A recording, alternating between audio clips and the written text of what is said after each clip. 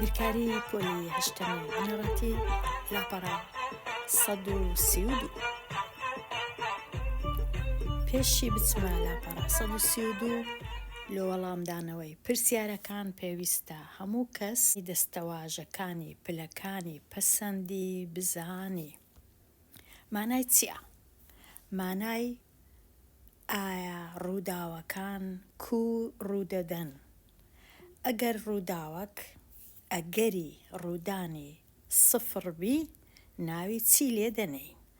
ئەو ڕووداوە ناوی ئەستەمە، واتە ڕوودانەکەی لە سەدا سفرە یان سفرە. ئەگەر وەکو ژمارەی کرد بینووسین سفر، وەکو ژمارەی دەی سفر، وەکو ڕێژەی سەدیش هەر سفرە. ئەگەر هاتوو ڕووداوەک سەدا سەد بوو کە ڕوو دەدا، ئەوە ناوی چییە؟ ڕووداوەکە دڵ نییە، واتە سەدا سەد یان ڕوودانەکەی یەکە، یەک واتە سەدا سەد. چونکە ئەگەر تەنیا وەکو ڕێژەی سەدی دەنووسرێ یان وەکو کرد دەنووسرێ یان وەکو ژمارەی دەی دەنووسرێ. ئەگەر وەکو کرد نووسرا واتە یەک لە یەکە سەدا سەد، سەد لە سەدا یەکە، یەکی تەواوە. ئەگەری ڕوودانەکە 50 لە سەد بوو، ئەوە ناوی چییە؟ پەسەند.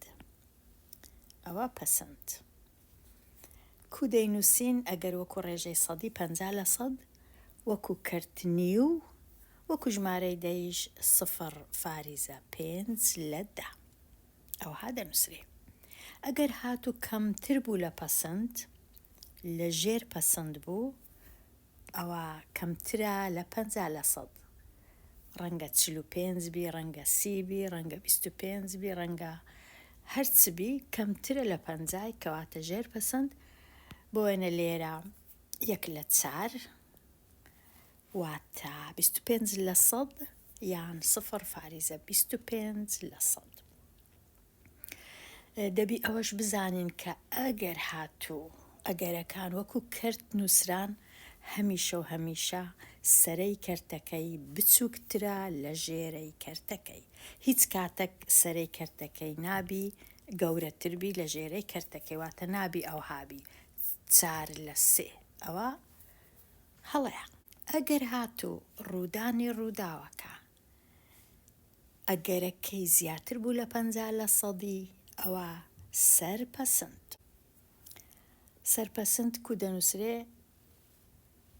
بۆ وێنە 75 لە سەد، 60 لە سەد، 80 لە سەد، 85 لە سەد، 90 لە سەد، ئەوانە هەمووی لە سەرووی 50. وەکو کرد دەنووسرێ 3/4، 4/5. پێویستە ئەمن ئەو 5 دەستەواژانە بزانم: ئەستەم، ژێرپەسەند، پەسەند، سەرپەسەند و دڵ نییە. وەکو هێڵی ژمارەکان هەتا بچینە لای ڕاست، بەهایەکە گەورەتر دەبی. ئێستا ڕاهێنانی ئاراستەکراو. یەکێک لە دەستەواژەکانی پلەکانی پەسەندی بەکاربێنە بۆ باسکردنی هەر ڕووداوێک. پرسیارەک دەرکەوتنی ژمارەیەکی گەورەتر لە 5 لە دوای هەڵدانی بەردەزارێک. گوتمان بەردەزارەکە 6 لای هەیە، لە 1ەوە تا 6. گەورەتر لە 5 تەنیا 1 لایە، ئەوی 6ە، کەواتە ڕووداوەکە 1/6.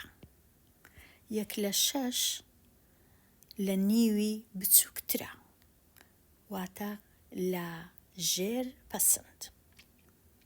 چونکە 1/2 ئەوە پەسەندە، بەڵام 1/6 دەبی ئەمنەوەی بزانم کە 1/6 بچووکترە لە نیو. دەبی ئەمن کەرتەکان بزانم کامەیان گچکەیە و کامەیان گەورەیە، و دەبی بزانم گەورەتر لە 5 تەنیا لە 1 جێ هەیە، ئەویش ژمارە 6ە، کەواتە ژێر پەسەند. پرسیاری 2: ڕاکێشانی گۆیەکی شین لە تورەگەیەک کە گۆی ڕەش و سپی تێدایە، واتە هیچ گۆی شین نییە. کو دەتوانم ئەمن گۆیەکی شین ڕاکێشم. ڕووداوەکە ڕوودانی ئەگەرەکەی سفرە کەواتە ئەستەمە. پرسیاری سێ. تورەگەیەک 8 مووروی زرد، 2 مووروی شین و 2 مووروی سپی تێدایە. ئەگەر بە شێوەیەکی هەڕەمەکی موورویەک لە تورەگەکە ڕابکێشی، ئەگەری ئەوەی کە سپی بی دەکاتە 1/6. ئەگەرەکە 1/6 کە موورووەکە سپیە. ئەوە ئەگەری ڕاکێشانی موورویەک کە سپی نەبێت چەندە؟ ئەو پرسیارە هەر زۆر گرنگە، چونکە لێرە فێرە شتێک دەبین ئەویش پێی دەرێن ڕووداوی تەواو کرد. هەمیشە ڕووداوی تەواو کرد بۆ وێنە ئەگەری موورووەکە سپی بی یان سپی نەبی، ئەگەری موورووەکە شین بی یا شین نەبی، کەواتە هەمیشە وشەکی نێگەتیڤی لەگەڵە، نەبی یان نەیە. بۆ وێنە ئەگەری ئەوەی کە ژمارە 6 بێ یان ئەگەری ئەوەی کە ژمارە 6 نەیە، هەمیشە ئەو وشانە دەبینین نەبێت یان پیتی نەئیان لەگەڵە یان نا، ئەوە پێی دەرێن تەواو کرد. تەواو کرد چییە؟ بەوەی پێک دێ کە ڕووداوەکە بە چ شێوەک نووسرایە. لێرە وەکو کرد نووسرایە 1/6، چونکە ئەگەر 100% بی یەکسانە بە 1، بەڵام 1/6 تەواوکەرەکەی چییە هەتا ببیتە یەکی تەواو؟ هەمیشە کۆی دەکەینەوە لەگەڵ ئەو خوارەیە دەنووسینەوە دیسان هەروەکو خۆی ژێرەکە، پاشان لەسەرەوەی چ بنووسم ئەو 6ەی دەینم ئەو 1ەی لێکەم دەکەمەوە، واتە 6 کەم 1 یەکسانە بە چەند؟ 5. چونکە 1/6 و 5/6 بە یەکەوە دەبتە 6/6 تەواوکەر یەکترینە و دەبیتە یەکی تەواو. کاتە هەمیشە تەواوکەرەکە کۆی بکەوە لەگەڵ ئەو کەرتەی کە هەتە دەبی بکاتە یەکی تەواو. بۆ وێنە ئەگەر ڕووداوەکە 1/3 بوو، تەواوکەرەکەشی 2/3ە، هەتا بە یەکەوە بکەنە 3/3 و بکاتە یەکی تەواو. زۆریش ئاسانە بەڵام زۆریش گرنگە ئەمن بزانم تەواوکەر مانای چییە، کە دەرێ سپی نەبیتن. بۆ وێنە بەو جۆرەی هەندێک کەس بەو جۆرەی دەکا، بۆ وێنە لێرە 6/6 دەینی 1/6 لێ دەردەکا، ئەوەش دەبی 6 کەم 1 5/6، ئەوەش تەواوکەرەکەی ئەو جۆرەش دەبی. ئەگەر هاتوو وەکو کرد بوو، ئەدی ئەگەر وەکو ڕێژەی سەدی بوو، ئەگەر بۆ وێنە نووسرابە ئەگەری هاتنی مووروویەکی سپی بۆ وێنە 20%، ئەدی ئەگەری نەهاتنی چەندە؟ چونکە 20% هەتا بیتە 100% چەندی مایە؟ 80 مایە، کاتە ئەگەرێکەی کە نەیەتن 80%، چونکە 20 و 80 یەکسانە بە 100%. دیسان لێرش سەدەکەی دەینی 20ەکەی لێ دەردەکەی دەبیتە 80. بە هەر چ شێوەکی بوو دەبی بە یەکەوە یان ببیتە 100 یان ببیتە یەکی تەواو. ئەگەر هەر ئەوەیە هیچی دینیە، هیچ کات نابی لە یەکی گەورەتر بیان لە 100 گەورەتر بی. پرسیاری 4. مامۆستا شوان ئەگەری دواکەوتنی بەیان لەوانەی یەکەم بە 30% دەخەمڵێنێ کاتێک کەش باراناوی بی، واتە ئەگەر هاتو باران بباری بەیان دوا دەکەوی لەوانە یەکەم. ئایا ئەگەری گەیشتنی بەیان بەخۆی لێرە ئەو پرسیارانە زۆر ئاسانن، بەڵام دەق و داڕشتنی کوردیەکەیان بەداخەوە زۆر خراپە، زۆر بەباشی خوێندکار تێناگا مەبەستیان چییە.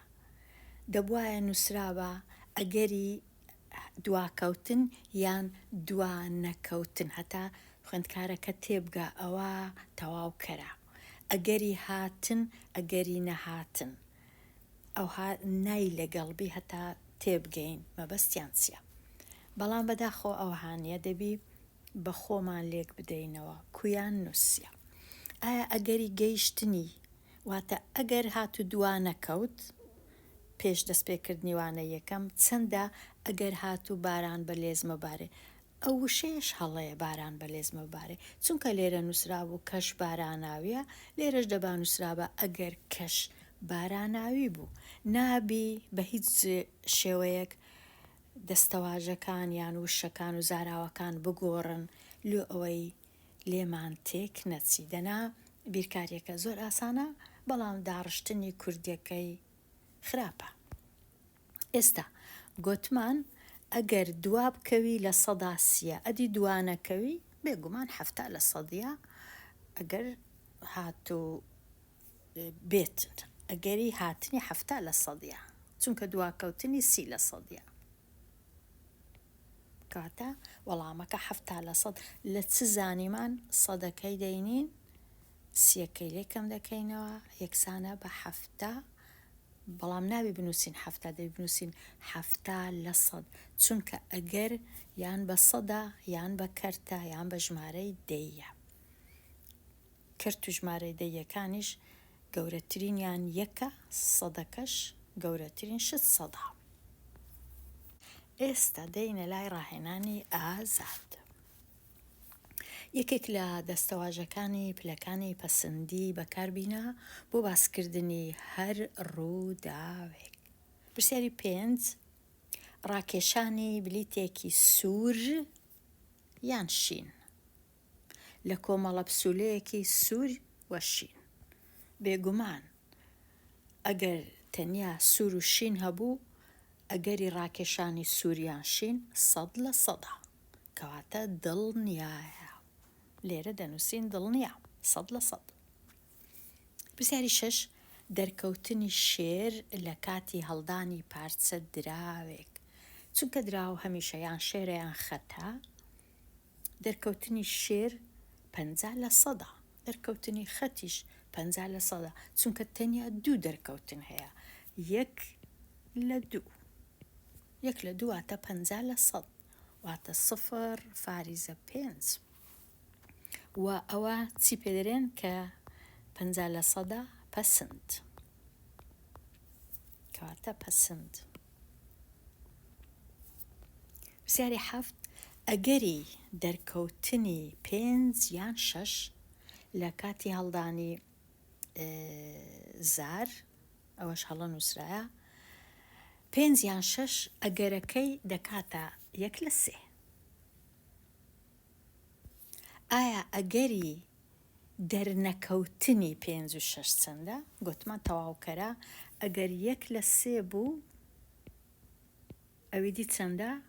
ئەوی دیکە سێکەی دەنووسینەوە، 3 یەکی لێکەم کەینەوە 2/3، چونکە بەیەکەوە دەکەنە یەکی تەواو 3/3، کەواتە وەڵام 2/3 یان 2/3، ئەگەرەکەی 2/3.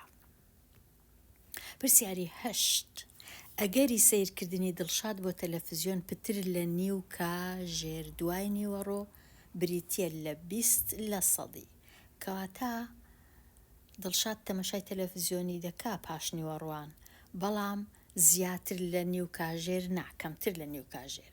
ئەگەر زیاتر لە نیو کاژێر بوو ئەگەرەکەی زۆر کەمە، تەنیا 20%. دڵشاد سەیری تەلەڤیزیۆنی کرد لە کاتژمێر 4، کاتە پێشی 4:30 دەبیچیت کە تەمەشا نەکا.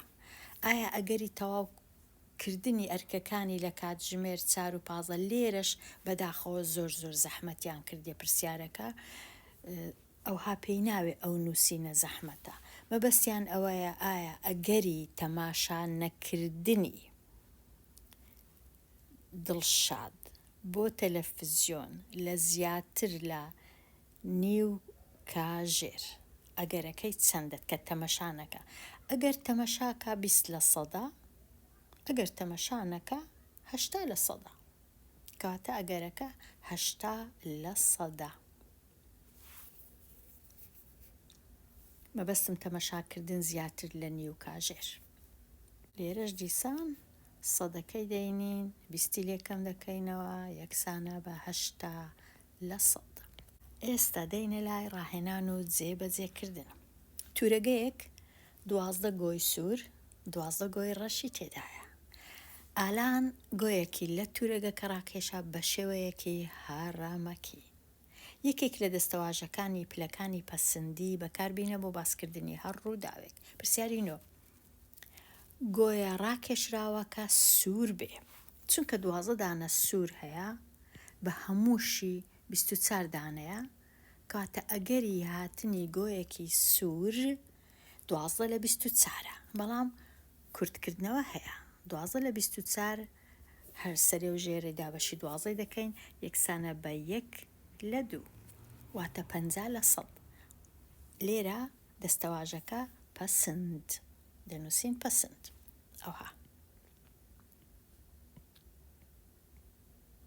پرسیاری دا: گۆیە ڕاکێشراوەکە سپی بی. هیچ گۆی سپی نییە لەو تورەگەی، کەواتە ئەگەری هاتنی سپی 0، کە ئەگەرەکەش 0 بوو ئەستە. پرسیاری 11: گۆیە ڕاکێشراوەکە سوورە یان ڕەشە؟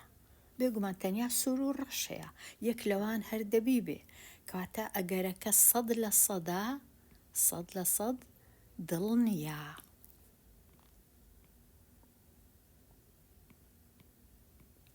پرسیاری 12: گۆیە ڕاکێشراوەکە ڕەش بێ. چونکە ڕەش 12ە، هەمووشی 24ە، کورتکردنەوە هەیە، یەکسانە بە نیو، نیویش واتە 50%، 50%یش واتە پەسند. پرسیاری 13: خالید خولیای ڕاکردنە دوای نیوەڕوان، کاتێک کەشوهەوا سارد یان باراناوی نەبێ. ئێستا ئاسمان هەورێکی چڕی لەبەرە و پلەی گەرمیش 12 پلەی سەدیە. چۆن دەستەواژەی پلەکانی پەسەندی بۆ خولیای ڕاکردنی خالید لەم ڕۆژەدا دەردەبڕی؟ ڕەنگە ڕاکردنەکەی لە ژێر پەسند بێت، چونکە دیارە باران دەباری و کەشوهەواش هەرچەندە پلەی گەرمیش 12، بەڵام دیارە بە سارد دادەندرێت، کەواتە ئەمن دایدەنێم لە ژێر پەسند. پرسیاری 14: ئەمیر بەشداری کۆڕێکی کرد لە کەنەدا کە 400 کەس تێیدا ئامادە بوو. 60% بە زمانی ئینگلیزی قسەیان دەکرد، 23% بە فەڕەنسی، 17% بە عەرەبی. ئەمیر چی کرد؟ یەک کەسی هەڵبژارد بە شێوەیەکی هەڕەمەکی، کەوت توێژی لەگەڵ بکە. ئەگەری ئەو کەسە بە زمانی عەرەبی، لێرەش ئەوەش هەڵەیە، دەبوایە نووسیبان عەرەبی یا ئینگلیزی، ئەوە چێ لێرەیاندانایە، قسە بکات چەندە باس بکە. ئێستا چونکە ئەوانی بە زمانی ئینگلیزی قسەیان دەکرد 60%، ئەوە 60%، ئەوانی بە عەرەبیش قسەیان دەکرد 17%، کۆیان دەکەینەوە؟ یەکسانە بە 77%. ئەگەرەکەی 77%، کە ئەو کەسە یان ئینگلیزی قسەم بکە یان عەرەبی قسەم بکە. ئەگەرەکە 77% سەر پەسند.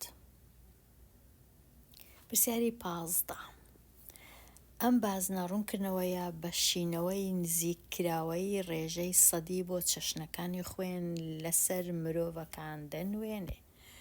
لێرە 4 چەشنی خوێنیان دانایە، ئەی 40% زەردەکە، ئۆ 45% خەڵکی خینەکەیان ئۆیە، و بی 11% سۆرەکە واشینەکە، ئەی بی 4% خەڵکی خینەکەیان ئەی بیە.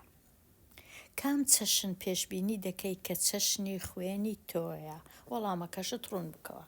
ئەو کەسەی نەزانی خێنی چ خینەکە ڕەنگە تەمەشاکە لێرە ببینی کە زەردەکە و سەوزەکە کەسکەکە ئەوان زۆربەی خەڵکی خینەکەیان یان ئەیە یان ئۆیە، ڕەنگە ئەوها هەست بکە بڵێ خینی من یان جۆری ئۆیە یان جۆری ئەیە.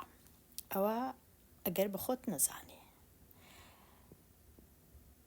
لقی گوێت لێبوو کە نەخۆشخانەیەک پێویستی بە بەخشینی چەشنێکی دەگمەنە لە خوێن.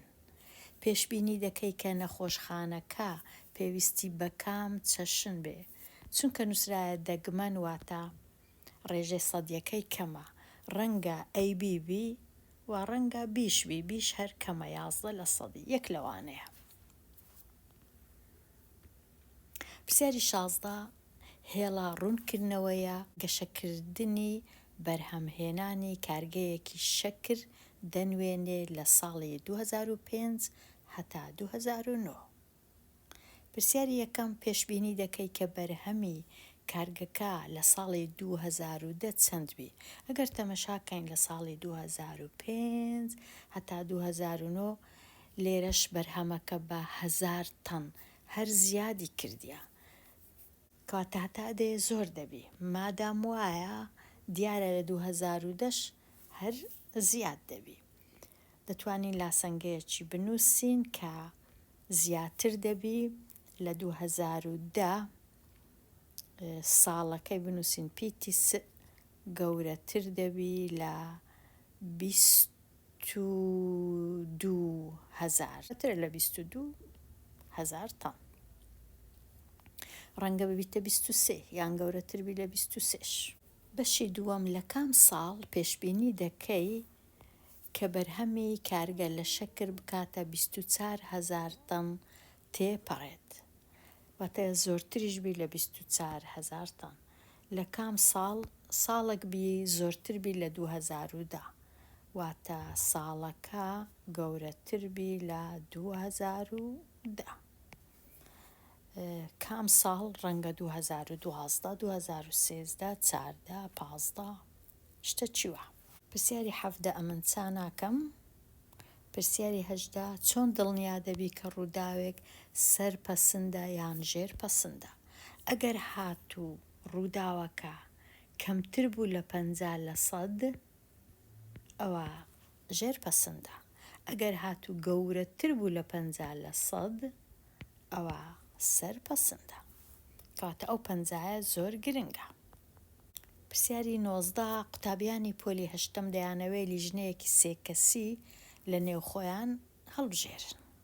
ئەگەری ئەوەی لیژنەکە هەمووی کوڕ بێت 3/8. ئەمن یەکەم جارەوەی ڕاستی بیوەمزانی ئەوە ژمارە 5.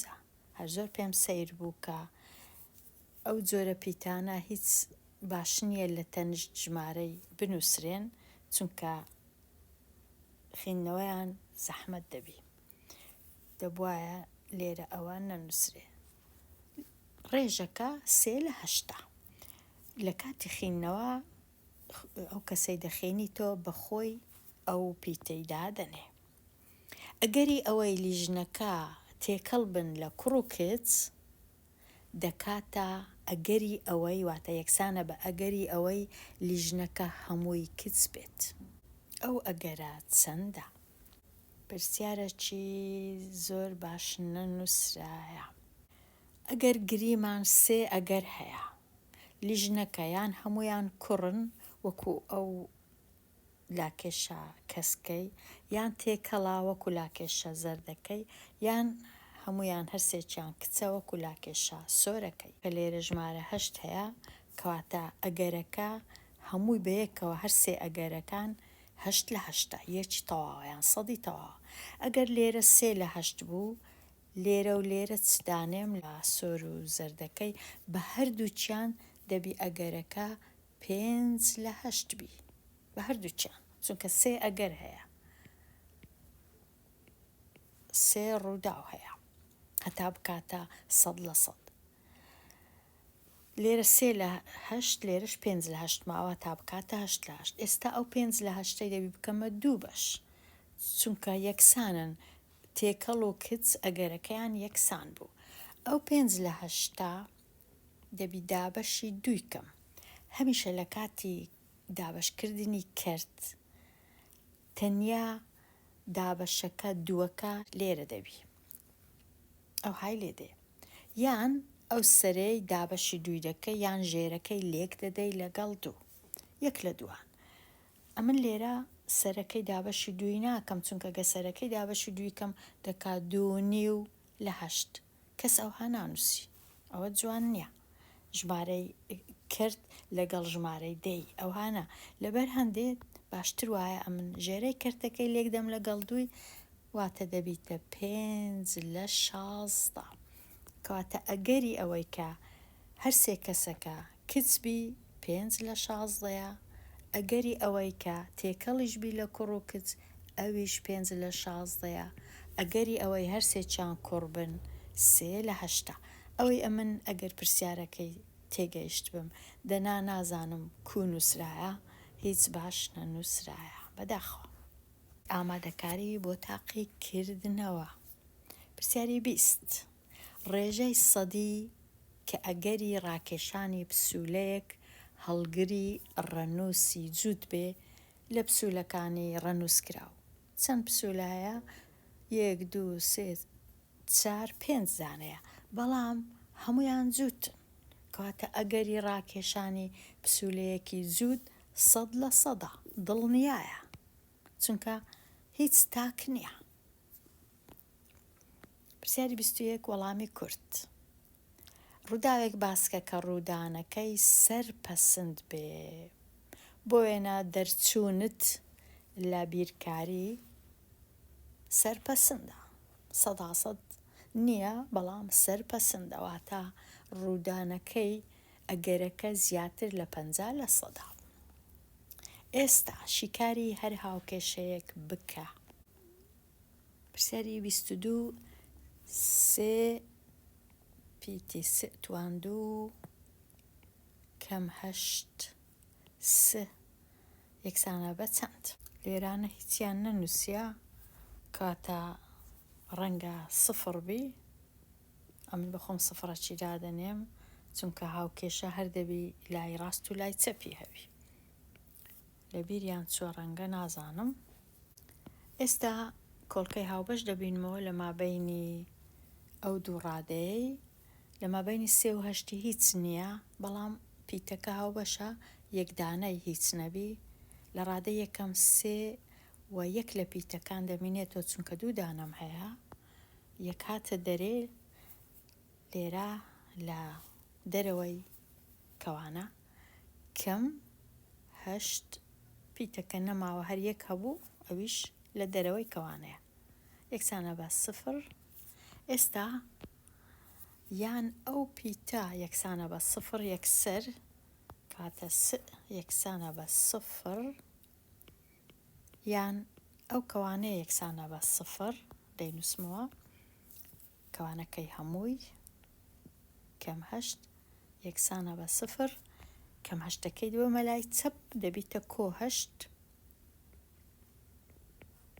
و دابەشی 3 دەکەم هەردوو لای 8 دابەش 3 و 8 دابەش 3 یەکسانە بە 2 تەواو، 2 جاران 3 6 دووش دەمینێتەوە، لێرە ئەوە 3 یەکەم، چونکە 2 ڕەگ هەیە، ئەوەش ئەوەی دووەم. لەبەر چ 2 ڕەگ هەیە؟ چونکە 3 توانی 2 بوو. پرسیاری 23. لێرە 2 کەوانە هەیە، ئەو هەڵەیەی ناکەم کەوانەکان بکەمەوە. کەوانەی یەکەم وەردەگرم، یەکسانی دەکەم لەگەڵ 0، ئەو جەدوایە کەوانەی دووەم وەردەگرم، یەکسانی دەکەم لەگەڵ 0 بە جیاجیا. کەوانەی یەکەم یەکسان بە 0، ئەوها دەینووسمەوە، 24 ساد کۆ 5 یەکسانە بە 0. کۆ 5ەکەی دەوەمە لای چەپ، دەبیتە نێگەتیڤ 5. هەردوو لای دابەشی 24 دەکەم. کەم 5 دابەش 24. لێرە هیچ کورتکردنەوە و شتێک نییە کەوا بوو ئەمنیش هیچ ناکەم، هەر ئەو هەدەی هێڵمەوە. ئەوە ڕێگی یەکەم. کەوانەی دووەمەکەی وەردەگرم، یەکسانی دەکەم لەگەڵ 0. ئەو کۆدووە لێرە باشتر وایە ئەمن ئەو ڕادەی ببەمە لای چەپ، چونکە بەخۆی نێگەتیڤە هەتا ببیتە پۆزیتیڤ. 2 یەکسانە بە 3 پیتی ساڵ. ئەوجا هەردوو لای دابەشی 3 دەکەم. پیتی ساد یەکسانە بە 2 لە 3. تۆ ئەوە ڕێگی یەکەم، ئەوەش ڕێگی دووەم. پرسیاری 24 دەنووسمەوە.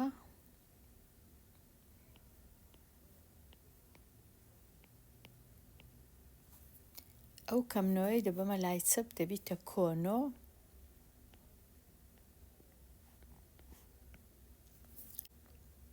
هەردوو لای هاوکێشەکە دابەش 4.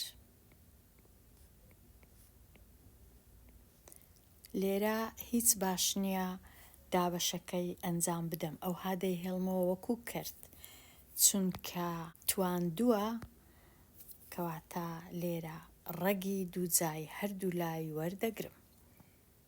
تەنیا پیتی ن، لێرەش 9 لەژێر ڕەگ یەکسانە بە 3، 4 لەژێر ڕەگ یەکسانە بە 2. ئەوە ئەو ڕەگە، بەڵام دەتوانم کۆ وەکەم دانێم لە پێش ئەو کەرتەی، چونکە 2 ڕەگ هەیە، یەکیان نێگەتیڤە یەکیشیان پۆزیتیڤە. پرسیاری 25 لێرە یەکسەر هەردوو لای هاوکێشەکە دابەش 25. پیتیمە بە تەنیا مایەوە لە چەپ، لێرەش پێویست ناکە ئەمن دابەشەکەی ئەنجام دەم، بەڵکو ڕەگی دووجا وەردەگرم لۆ هەردوو لای. پیتیمە بە تەنیا لە چەپ، لێرە 16 لەژێر ڕەگ 4، 25 لەژێر ڕەگ 5، و لێرە کۆ و کەم هەیە لە پێش ئەو کەرتەی. پرسیاری 26 لێرە پێویستە کەوانەکەی بکەمەوە، لێکدانەکەی ئەنجام بدەم، بەڵام لای ڕاست باو هەر وەکو خۆی بینوسمەوە. 3 جاران 2 6 پیتی س، کەم 3 جاران 1 3 کۆ 5.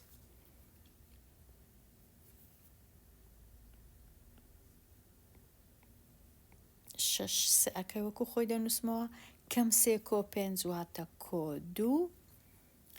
ئەو لێرە پیتی س لە هەردوو لای هەیە، ئەوەی کە گچکەیە دەیگوازمەوە لایەکەی دیکە، کەواتە 2 سئی دەگوازمەوە لای شەشەکەی، ئەو دووەش لە هەمان کات دەیدمە ئەو لایە، هێمایەکەیان دەگۆڕدرێ بێگومان. لێرە کەم 4ەکە ماوە وە کەم 2ش لۆی زیاد دەبی، شەشەکە لێرەیە، کەم 2ش لۆی زیاد دەبی. بە خێرایی، کەم 4 و کەم 2 کەم 6 یەکسانە بە 6، کەم 2 یەکسانە بە 4. ئەوجا هەردوو لای دابەشی 4 دەکەم. پیتی س یەکسانە بە کەم 6 دابەش 4. چارەکەی دەبی لێرە بنووسم. پیتی س یەکسانە بە کەم، ئەگە کورت کەمەوە 3 دابەش 2 یان 1.5. هەر ئەو هەدەی هەڵمەوە یان دەنووسم پیتی س یەکسانە بە نێگەتیڤ 1.5. دێمە لای پرسیاری 27. دیسانکردنەوەی کەوانەکە 3 دانا پیتی س کەم 3 کۆ 2 یەکسانە بە 3 س. لێرە ئەگەر تەمەشا کەم 3 س هەیە، لێرەش 3 س هەیە، لەگەڵ یەک دەڕۆن. کەم 3 کۆ 2 واتە کەم 1، لێرە 0، ئەوە ناکرێ، ئەوە هەڵەیە، کاتە ئەو هاوکێشەیە هاوکێشە نییە، هیچ ڕەگی نییە. پرسیاری 28 کردنەوەی کەوانەکان 2 س کەم 8 کەم 2 کۆ 2 پیتی س کەم 6 کەم 2 کەم 6 دەبیتە کەم 8 کۆ 2 پیتی س لێرەش 2 پیتی س کەم 8 هەروەکو یەکە کەم 8 لێرە کەم 8 لێرە کۆ 2 س لێرە کۆ 2 س لێرە سفر یەکسانە بە سفر کەواتە لێرە 1 و 2 3 ڕەگ نییە بەڵکو بە هەزاران هەموو ژمارەکان ڕەگی ئەو هاوکێشەیەنە. لێرە هاتمە کۆتایی لاپەڕا 132 و 133 دێمە کۆتایی ئەوانەیە هەتاوانەیەکی نوێ هەر بژی.